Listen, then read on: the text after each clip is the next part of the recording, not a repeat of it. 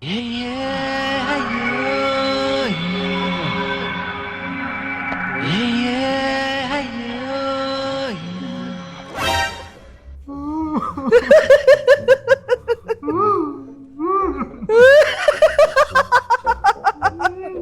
അപ്പഴേ പറഞ്ഞല്ലേ പോണ്ട പോണ്ട.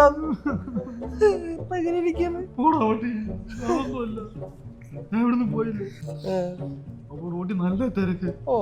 മുമ്പിൽ ഒരു കരം പോയി, ആ നേരം ഒറ്റ ബ്രേക്ക്. അതെ, ഞാനും അപ്പൊ നോക്കി ബ്രേക്ക്, പക്ഷെ കാല് കൂത്താൻ പറഞ്ഞു.